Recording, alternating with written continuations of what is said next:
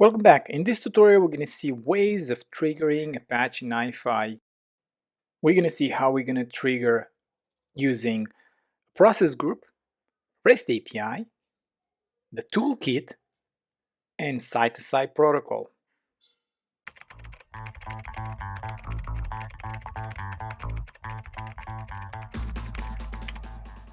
All right, so we talked. Now let's do what I did here.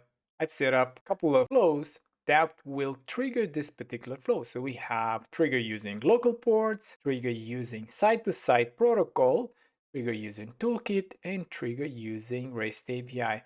Before we jump into it, make sure you visit my GitHub repository and download this repo. You will find all the code with all the explanation and the templates we used in this tutorial. I'll put the link in the description. Let's first evaluate what this process group does. It will do something here, which is an update attribute, and after he completes, he will send a message to a Slack channel. The Slack channel, it's configured here.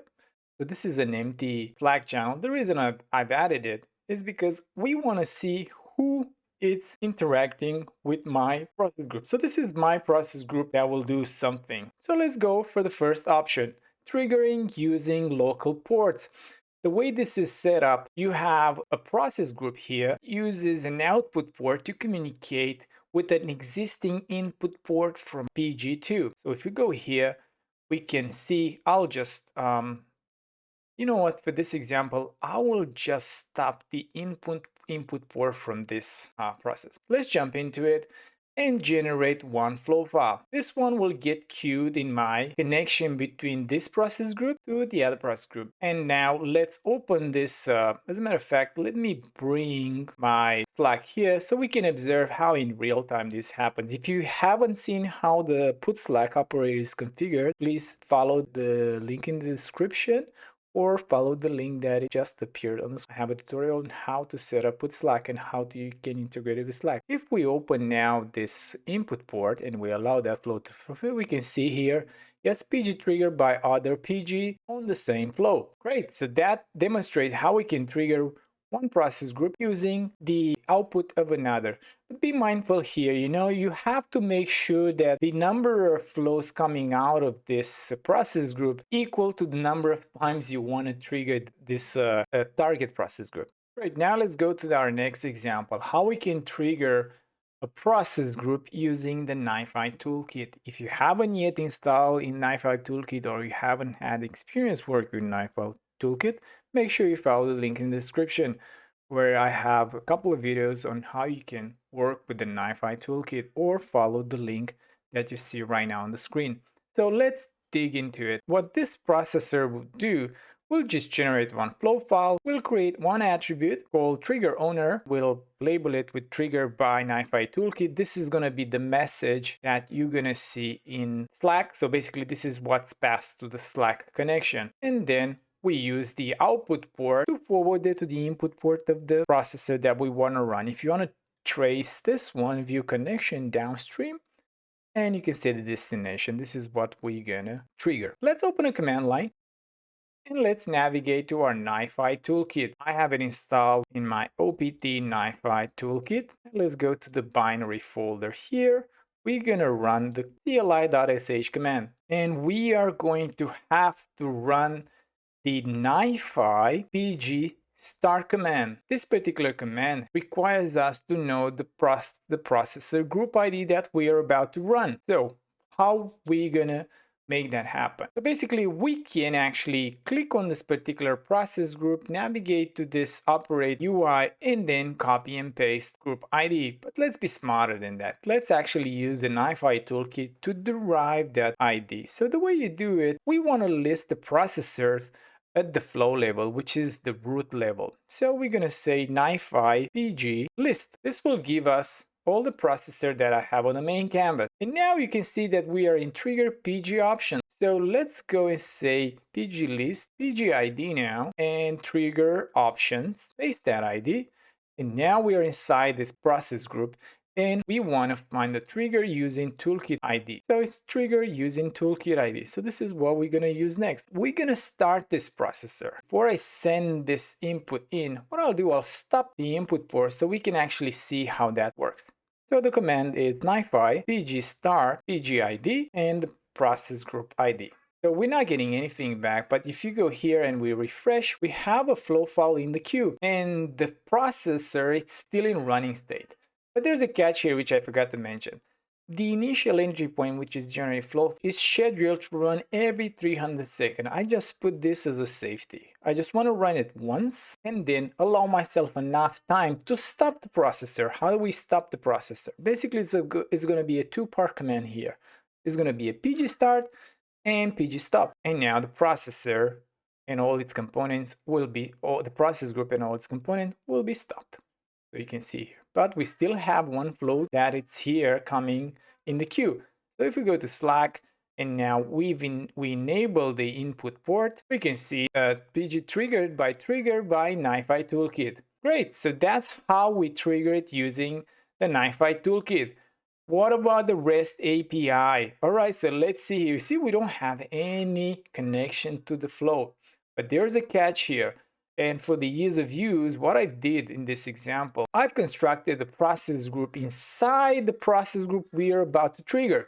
So this start from invoke HTTP. The reason I just did this, I've added a single component here, which is a generate flow file with the scheduling of 300 seconds. All I want to do is create one flow file and send it to the output port. If we see here, view connection downstream, this is going to send it to do something. Yes, this is going to send it to this particular process group inside the process group that we want to run. If I will recap, this is how the REST API command will look like. So here we're starting the process group, and then we stop the process group. If I'll dive deep into the properties and we look at settings, we have a put operation against a REST API endpoint. Here, if you look at the REST API endpoint, this is basically the API endpoint followed by the processing group ID I want to trigger. And then it will send the payload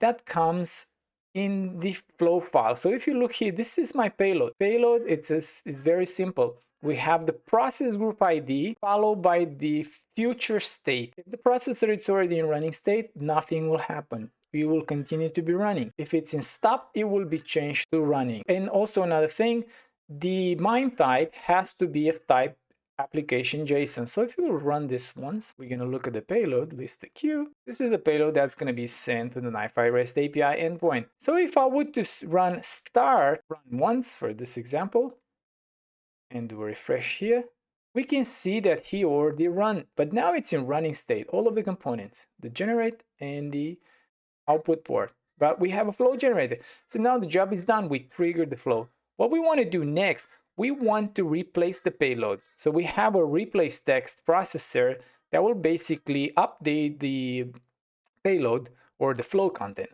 This time, we're just going to change the state to stop. Change the flow file content and then run stop PG.